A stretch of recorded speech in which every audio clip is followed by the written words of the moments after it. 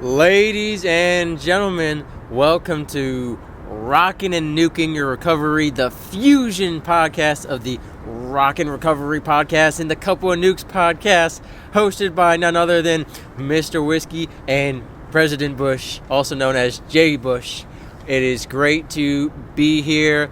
Today we are going to be, interviewing each other, more so having a conversation. First of all, Jay, great to see you in person, in the flesh. For those of you who don't know, I was first on Jay's show, and then he came on my show. Both times, great conversations. He and I, we don't hold back the truth. We had those raw, honest conversations that get into some dark subjects. But, the goal isn't to bring down the mood or to discourage. It is to cultivate life lessons, to make our look backs someone else's look forward. It is about mentorship and empowerment. Isn't that right, Jay?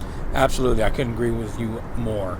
And, as I've progressed in this podcasting journey and my sobriety journey, it's great to meet people just like you, just bringing awareness to not only mental health, but addiction and recovery and everything else under the spectrum. Right, because it's all connected together. Mental health plays into suicidal ideation. Suicidal ideation plays into mental health.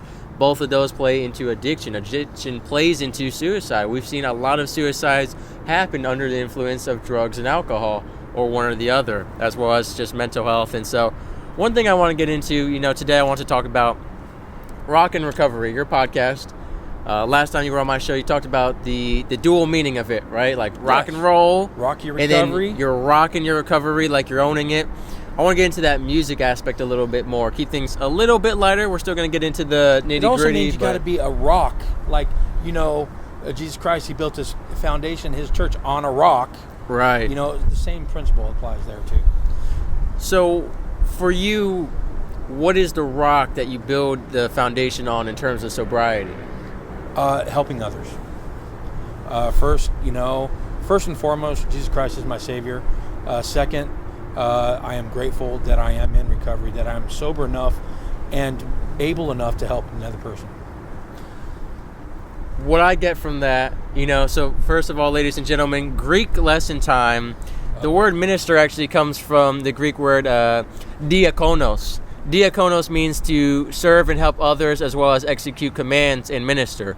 And so I think, now I'm not sure, but I'm pretty sure deacon comes from that word. That's my theory. Someone fact check me on that, but diakonos means to serve and help others. And you talk about helping others being the foundation, the rock on which it is built. And I think we can unpack that to purpose, identity, and staying busy too. Just your drive behind it all. It's the founding, that is where you can turn to and say, my recovery is solid as a rock. It's got many different connotations. Rocky recovery encompasses them all. There's a music aspect. You can get lost into the music and fight off those things.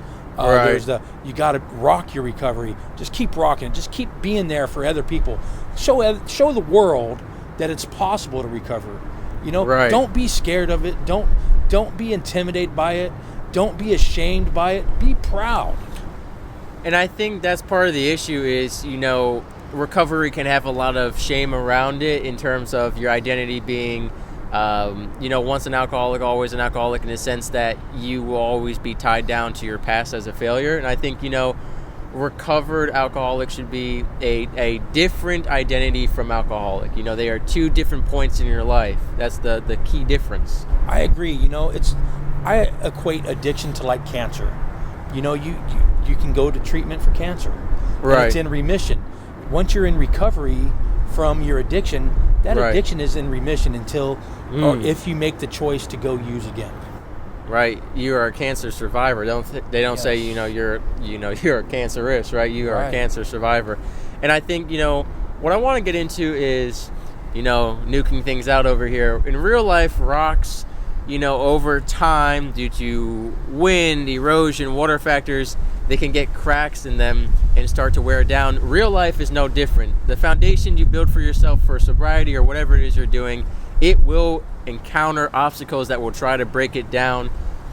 What are some of those obstacles, and what can we do to help erode proof our rock foundation? Jesus Christ. Jesus Christ Amen. is the ultimate erode proof, as you so put it, to any foundation. You know, if you have him in your heart, he fills all the holes. He fills all the gaps. If you got a crack in your foundation, fill it with Jesus. And most importantly, what you didn't say, but I could hear it behind the words, he is the same today, tomorrow, and forever, right? This is no flex tape or Gorilla Glue that's going to break down over time. This is the same today, tomorrow, and forever. It is consistent. And most importantly, ladies and gentlemen, in accordance to the scripture, especially if you've ever read the book of Esther, I love that book because in that book, that historical account, God is not mentioned once. It is the only historical account in the whole Bible where God is not mentioned. Yet, you can see every way he is working. In that same sense, Jesus Christ is constantly reaching out for you. You know, you don't have to go far to go find him. He's right there waiting for you. And I've seen a lot of, newspaper comics where Jesus is sitting at a restaurant waiting for the person. The person shows up, texting on their phone. Hey, Jesus, good to see you. I need a raise at my job, a day off, and a girlfriend, and I got to go. Bye. And the waiter comes over and he goes, same time tomorrow? He goes, every day. Every day. Even after being stood up, after being, abused and neglected. And I think that is so beautiful. That is what unconditional love is. Well, just like in the Bible, as you brought in, Esther's is the only book about a female. It's the only female named book. Also, I gotta scripture check you there with Ruth. Okay, go ahead. Oh, Ruth. The historical account of Ruth is also. I was thinking Ruth, probably. I don't know which one I was thinking. There's two, Ruth and Esther. Ruth and Esther. Yeah. Yep, there sure is. Darn it. This is what good accountability looks like. Dang it. I hate when other people are right. But on that, where did Jesus go to find his disciples? Where did he go to find his disciples? He went into the worst areas to find the disciples, to initiate change in them. If you've already got Jesus, then why do you need to listen to him? Why? Well, that's exactly what was written. It is not the healthy who need a doctor, but the sick. And that really put it into perspective, ladies and gentlemen. So, we look at the terminology, we look at tax collectors, very different than what it is today. Yes. And so a woman in my life said, Mr. Whiskey, it'd be like not tax collectors. The better equivalent would be if Jesus was with strippers, prostitutes, and, drug addicts and criminals. Most tax collectors, as we've seen, they were taking more than their fair share, and they were, working for the Romans against their own people. And so it really put it into perspective for me, because you think about if you saw a man claiming to be the Son of God surrounded by people that you would stay away from, it makes it hard to be like, what is this guy doing? Understanding that. But I think it's so powerful to be in those spaces where other people can't. And that's why I have such respect for prison ministry. Not everyone can do it. Not everyone is qualified to do it. Even the people who try to help out with prison mental health and are in that position as a therapist. And same with the military. You have to go live through that stuff. Like, who is the therapist? Because you are hearing some things that are just truly ungodly and nightmarish. Who's the listener's listener? Right. And, and sometimes the best gift about listening is you can talk to yourself. You can listen to yourself. And in that is almost like a meditation, and you're just sitting with yourself. And, if you just start speaking like he's your friend, and when I talk about Jesus Christ, when you start speaking and just like a friend, everything seems to be less heavy. Right. Life is heavy as it is. 100%. Life as a burden is huge. It's a huge burden. But when you have somebody like him to just lighten the load, or like any other good friend to just lighten the load, to share with, the opposite of addiction is connection. Right, and we are called to bear each other's infirmities and burdens for one another. That's part of that serving is listening, active listening, and sometimes that's all it is. You don't even have to do something. A lot of people are afraid to say, hey, do you need help? How are you doing? Because they don't want to actually do the follow through and work of having a whole conversation, of listening, or they're worried that the listening will lead to action that has to be taken.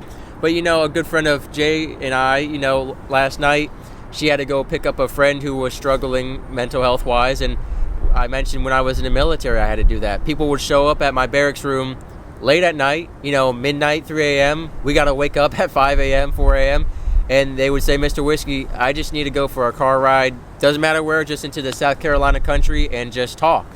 And I've done a lot of work in the suicide prevention space, and what I'll say for all the parents out there, all the mentors out there, the car creates an intimate yet distant space that is great for talking with your children.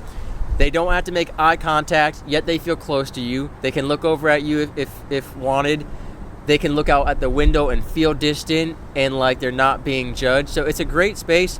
Not the car as soon as they, throw their book bag in and they're on the way home from school, but if you go out for a ride, especially a longer one, it creates a better space. If you try to get your children to open up on the couch or the bed, those are often associated with a disciplinary talk, a lecture. That is where a lot of times you have those serious talks in your household because kitchen table. Right, the kitchen. You don't want to sit down at the kitchen table, you and you and I were talking about stories today about getting in trouble in school, and I remember my parents called me on the bus ride home one time. Son, we're going to let you know, principal already called home. We don't want you spending the whole bus ride anxious. We already know what happened, and we're going to talk when we get home. And I said, well, now I'm just doubly anxious. Yeah.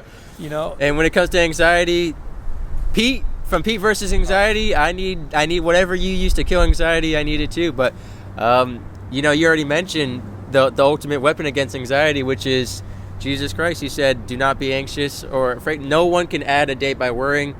And I heard at a Bible study, anxiety is having trust issues with God. Wow, the more you say that, I equate anxiety as thinking too much into the future. If you're so worried about what's to be, and it's never guaranteed. Right. If you think about that, the future is never guaranteed. There might be one, there might not.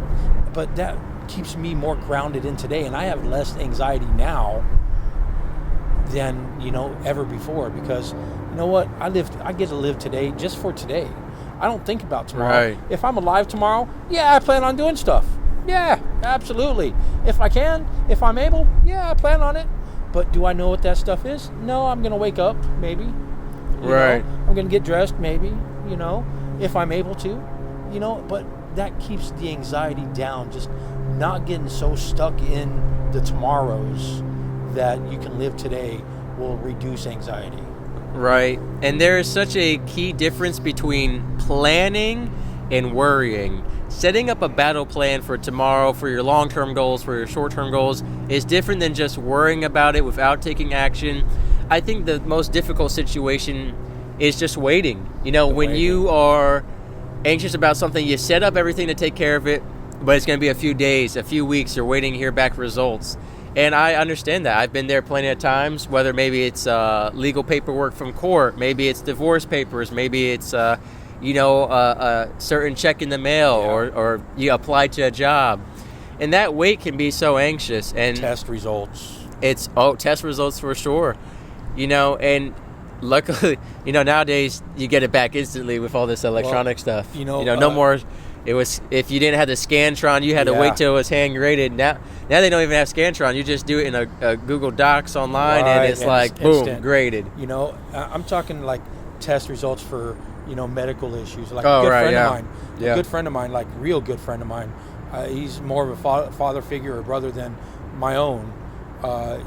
He was facing cancer. He had liver cancer because of all the drugs and the drinking that he used to do. Right. It caught up to him, and he was scared for probably the last 6 months. And in October, he went in for tests, and then again in November, he went into tests. And yesterday, he got the test results back at 12:30. At 12:45, he was calling me, and guess what, Jay? Guess what? I'm good. No cancer. Liver function's 100%. And that lightened his load, because you could tell it was burdening him down so much. 100%. The anxiety. If they would have said he had cancer, he would have been just as relieved as that, just from the stress and everything else. Well, it goes into any fear. Fear of the unknown is the greatest problem. And,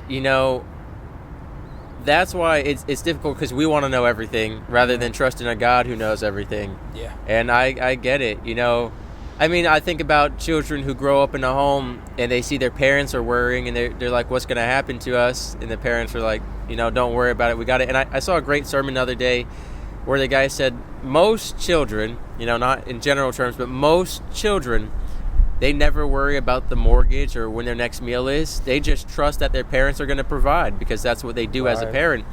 And he said, but so many people don't do that with God.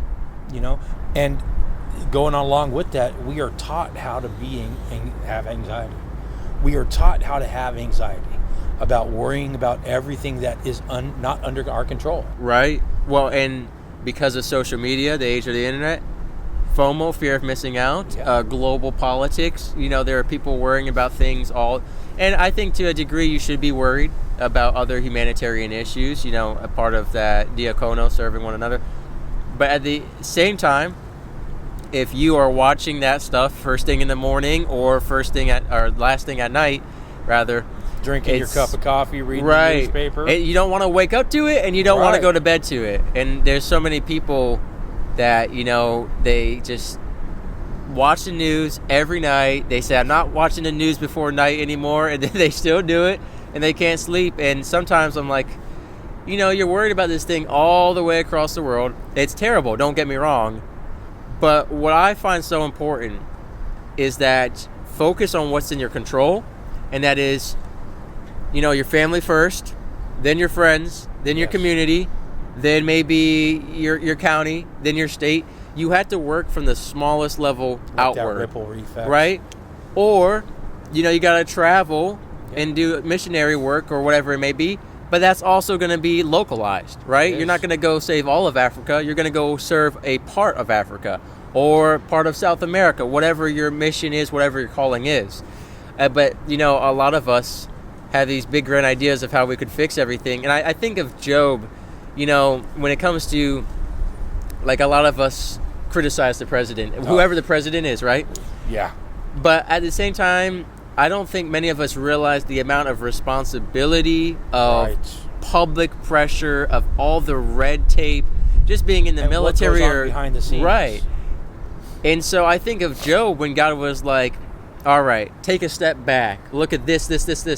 I think if the president actually did a God to Job speech to us, no one would believe him, unfortunately, right now. And no matter who the president was. But if you actually went through all that, you'd be like, that is a lot more than I think. People think the president just goes around playing golf. And it's like, heaven forbid someone have some free time. Now, I'm not saying you should only do that, but I think the presidency, like any occupation, should be an occupation, not a lifestyle. Right. It is a bigger position, and you should focus on it as much as you can for that time period. But I think part of what we need is better support systems throughout, from the local level to the state level to the federal level. I think we need a whole restructuring of everything, to be honest. I think a restructuring of the mental health system, the prison systems, just the way they treat addicts, because let's be real, you can die of cancer. Right. And everybody like, oh man, he was such a fighter. We're sorry for your loss. But if you're an addict and died, like, you get what you deserve. You get what you deserve. Right. Oh, that we expected that. And it's never about the fight for the addict, because an addict is in a fight for his life daily. Right. Daily. He's one of the most hustling people. He's the hardest working. He works harder than most to get his drug. Well, and I think one of the most painful things, because I've seen it having a father who is addicted, is when you are with an addict and you can see that there is that part of them that does not want this, that hates this, that is miserable, but it is so much weaker than the demons and everything else going on. I really like Dr. Brian LeQuanon, very intelligent man. He came on the show. He wrote a book about how to get your loved ones sober and how to get them into rehab. And we had a great conversation about the loved ones, about being held emotionally hostage, right? And I've done a lot of work on enablement as the loved ones, because you are playing this balance of, you don't want to support their addiction, you don't want to hurt their feelings, you want to maintain relationships. It becomes a difficult struggle and balance.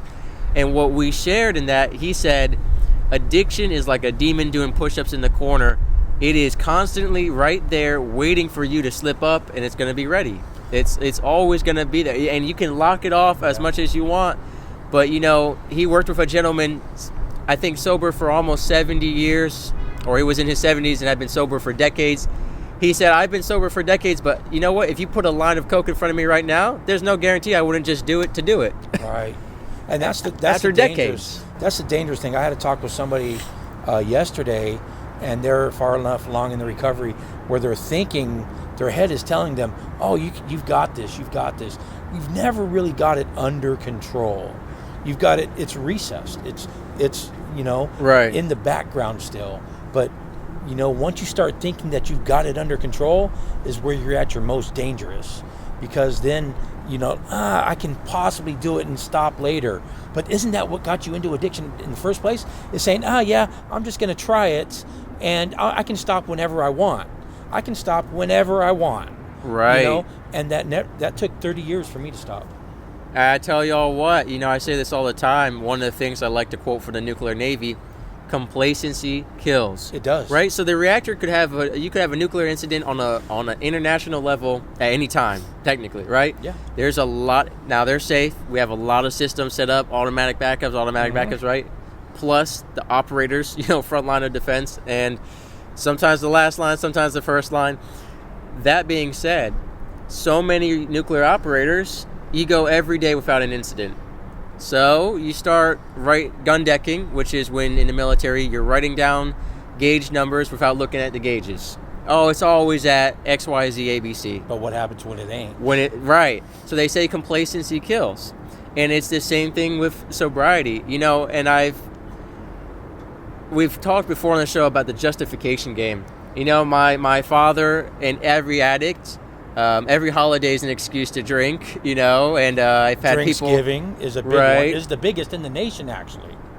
Well, that, and I was going to say St. Patrick's Day is a huge one, too. It's second to Thanksgiving. Really? Thanksgiving is the biggest drinking holiday in the nation.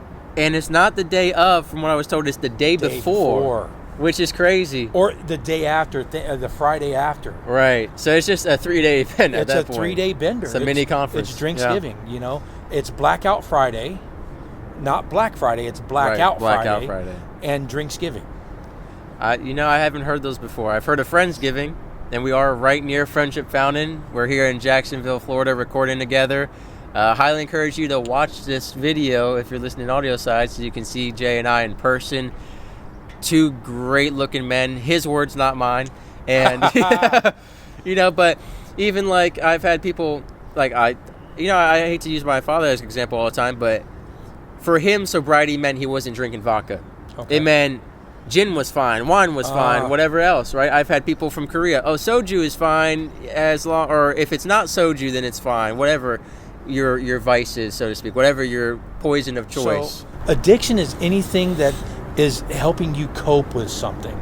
It's the way you cope. Addiction is a side effect of however you're coping with whatever you're going through. And there's people out there. We know some very famous people like Jelly Roll. He owns a bar. He owns one of the biggest nightclubs in Nashville, and he still drinks, but he's in recovery from a drug. He doesn't drink to excess. It's not unmanageable.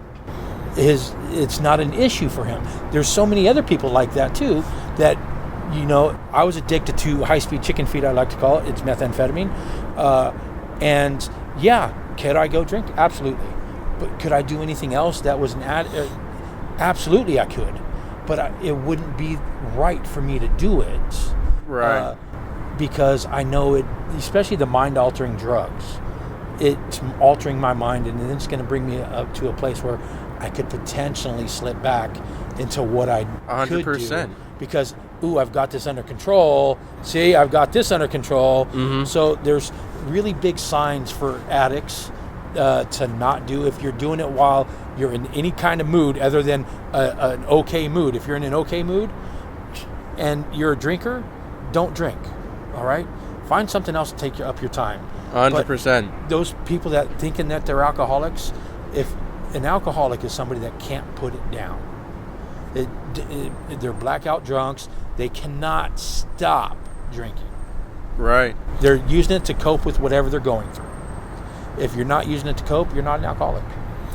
And I want to say this, I did a sermon. It's a solo faith-based sermon on why we as believers do not partake in mind-altering substances. I think it's a very great sermon, because a lot of us as believers, I would say one of the biggest compromises is there are a lot of believers who do weed or get drunk excessively, and both of those are against the alignment of Scripture. And so that sermon breaks it down. A lot of people who are believers will say no to that stuff, but they don't have the scriptural backing, and sometimes they get pressured or convinced through phrases like, it's a spiritual journey though, we're doing the mind-altering substance to get in touch with our inner self. At the end of the day, it's all a compromise of sophronismos, which is Greek for the spirit of self-control, will, and inner self that God gives us through the Holy Spirit. Sophronismos, right? So that's Greek for that self-discipline, self-control, and it's part of my addiction recovery program. And that sermon breaks it down. And like you said, when you allow yourself to lose control, and here's one thing I mentioned in that sermon, is that there is no safe space. And what I mean by that is, some people will say, well, it's okay for me as an addict or as a person to drink or do drugs with these people because these are my friends. Those are not your friends. And, well, that is number one. But even if they are, it's not about just the external factors. It's about what's going on internally, right? I mean, you can have your friends there and Satan can be right behind you, right? It doesn't matter. There is no safe space, because the enemy prowls around like a roaring lion looking for someone to feast on. Paraphrasing, but that's pretty darn close. It is pretty dang close. So I would say, there is no safe space. It's not that your friends are bad people. Mm-hmm. And even if your friends are also addicts, they're not doing it maliciously most of the time. Now, right. Some people will put you into drugs and alcohol to take advantage of you, and that's a totally different conversation, especially in relationships. You were going to say something? I was actually going to ask you a question. How is it growing up with an alcoholic? It's interesting, because my father's been drinking since he was about 12, 13 years old. And because I grew up in a home of addiction, my father was an alcoholic who, like I said, he had that part of him that did not want that. And he did not want that for his children. And so he villainized alcohol. He said, do as I say, not as I do, because I am a hypocrite. I cannot fight this. He has cried with his head in my lap when I got him out of the hospital. They said, sir, you have 20 times the lethal amount of alcohol to kill a human being in your system. 20 times. They asked how he was alive, and I said, I pray for him every day to be alive, because there was a point where he was off the deep end doing cocaine soaked in gasoline. Wow. I mean, it's bad for you, trust me. Along with what does he call it? The horse tranquilizers, ketamine and stuff like that. Yep. Along with crushed up Adderall, all kinds of stuff. I mean, he would mix all kinds of stuff like a chemical lab. And you don't realize it. So growing up in a home where he villainized it on purpose, I really thought it did things that it didn't, right? I assumed everyone who drank had no memory or recollection, that you blacked out, that you couldn't control yourself. And then, these high schoolers were sharing stories of where, they did remember stuff. So I was like, that's interesting. And for me, what really changed my perspective, I was sworn against alcohol. I saw it destroy my father's life. I saw how much money it took away from the family. Right. Tens of thousands of dollars. Hundreds of thousands. Addictions are expensive. Our friend Jasmine Boodle, I don't remember how much money she shared, but on one of our episodes together, the amount of money, and you look back at that and you're like, so much I could have done with that. Yeah. And so I never wanted it, but a buddy of mine, my best friend from boot camp, who was going to be a monk, he joined the military instead.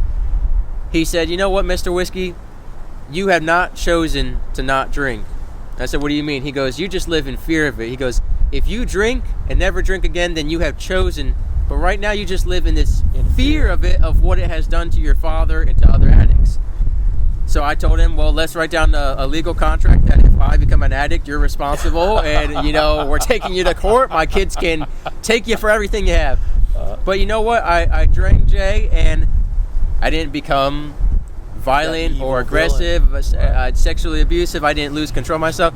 I realized, everyone has a threshold, a certain amount that they can drink, and it's different for everyone. You and I even discussed different types of alcohol for different people, and it's so interesting. And so, like I said, I don't drink if I'm in a bad mood, being an addiction recovery coach and working with so many people, hearing stories like yours, like the other people on my show, it helps keep me so self-aware.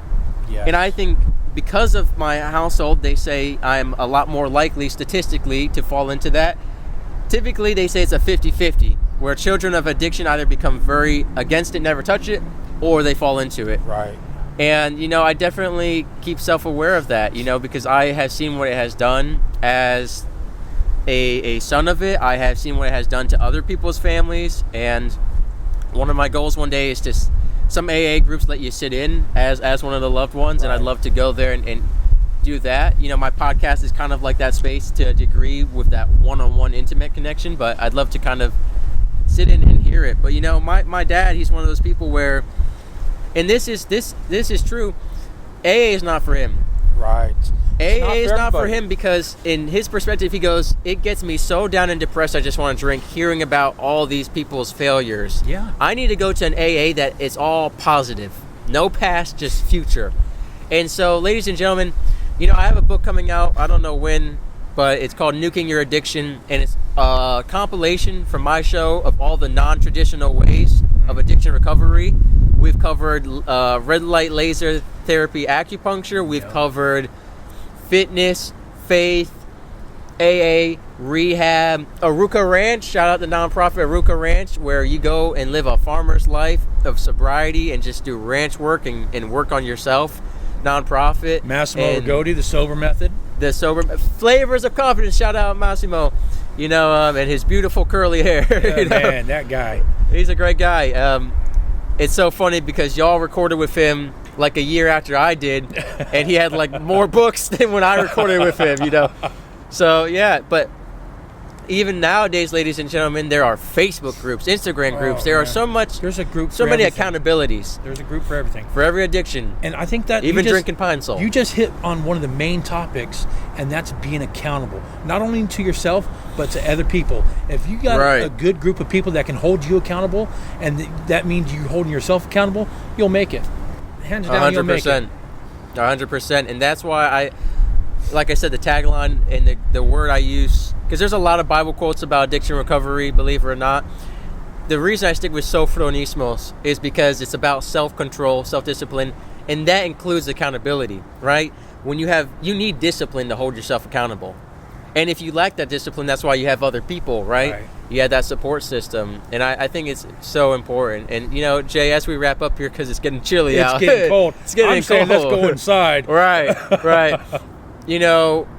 What would be your main message? How many years sober are you right now? I actually, in 5 days, I hit a year and a half. A year and a half, right? Yes. So you're still I'm still early in sobriety. And, I did it cold turkey, which I don't recommend for anybody. I didn't have a support system. I figured out what works for me, and it's worked for a whole lot of other people, too. And that's helping the next person. Well, they say the best way to learn is to teach someone. Yeah. And so... Would you say, was your podcast a catalyst for your sobriety, or was it, what do you mean helping people? So my podcast is all about addiction recovery and mental health. And in 100%. That, there's many different topics, many different ways. There's a way that anybody that wants to can. And for what that does for me is it helps me stay accountable to everybody else. Because if I'm doing this podcast and I'm showing up inebriated or out of my gourd or mind altered, what good? How many people are really going to pay attention? Right. And it is written in the Bible. I'm going to paraphrase it, but it's like, and be on guard yourselves lest you fall into the temptation you preach against. That's a paraphrase. But you know what quote I'm talking about. It's like, we are held to a higher standard as teacher. You will be judged more harshly. You need to be even more accountable and disciplined because, again, like you said, you can't have the hypocrisy. You need to have one of my favorite sayings is our stories, our recovery stories, is going to be somebody else's survival guide. Right. And I really take that to heart because I listen to everybody and I give everybody a chance to tell their story. Yes, there's some questions. Yes, I'll ask questions. But mainly it's like, how did you do this during this time? And I want to know that for me, not for anybody else. I want to know that how you did it. So, you know what? I can take what knowledge you've got and apply it to my own life if it fits. Right. Well, and I say the beauty of being a podcast host and even a podcast listener is you are constantly adding to the library of your mind resources and tools for other people, like you're talking about. And I think, ladies and gentlemen, what I want to harp on is it's not a matter of what methodologies are out there. Like we already mentioned multiple, and there are even more out there that you can research. It all comes down to, do you want it, though? Because we can give you 100 methods and you can try all of them. At the end of the day, if you do not want it for yourself, not because other people told you to, not because of you want to get better yourself, that is what matters. Because if you don't want it, none of these methods will work. That's just how it is. People come back. I had a woman on my show, Jen Ally. Shout out Jen Ally for women in addiction, because people don't realize women are alcoholics too. She said it wasn't until like the 5th time in rehab, because that was the time she wanted it. Every other time, she went because it was court ordered or pressured by family. Someone took her. You have to want it. But shout out to the people who force people to go to rehab. Now, I don't like the word force. That sounds negative. But the people who will bring you when you are not in the right state of mind to decide for yourself. Yes. And you actually come out clean and sober and make the choice to want it. Because I know some addicts who would not be here if someone didn't, step up and take care of them. Absolutely. So I really appreciate all the people stepping up, because it is not easy to take care of an addicted loved one.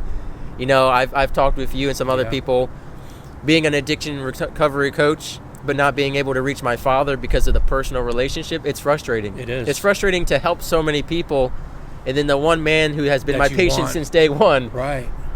He was my patient since day one, but he's also my teacher since day one. Right. He's the one who taught me about all of it. He's your role model as growing up. That was your father, And he's the one who gave me all the insight into the mind of an alcoholic through observation that no one else would see. I could go to AA meetings. I wouldn't see the stuff I saw in the living room, in the kitchen, hiding bottles. I mean, people burying them in their backyards with a shovel, stuff like that. In the toilet freaking reservoir, Right. In the back of the closet, in the sock drawers. Yeah. Same places I used to hide drugs, I used to, I got so good at it, I used to hide it in the closet rail where the rollers are, and nobody's ever going to look there, right. And it's bad, go check your husband's closet rollers. Go check the closet rollers, light cover switches, you can take those off too. Right. But it's bad just thinking about the lengths I went to hide my addiction, when really I wasn't hiding it from anybody. I was hiding it from myself. Right. Well, and yesterday I recorded with Ronnie Robinson, shout out, binge eating recovery coach. She would purposely rearrange the dessert trays to look like she had eaten less than she did, stuff like that. Or she would say to her husband, he'd say, "Where'd all the cookies go?" "Oh, I gave them away to someone," or "Oh, I threw them out, they were getting bad." Like, the same thing for alcohol, for drugs. And I have a great episode with Mike Collins on sugar addiction. Oh, yeah. The stuff people will do to hide any addiction. But what do you say we get out of this cold weather? Yeah, I was going to say, Jay, so awesome to meet you in person. Absolutely. And, to nuke out, rock out, just rock recovery. Rockin' and nuking. T-shirts coming soon. Nuke and rock that recovery.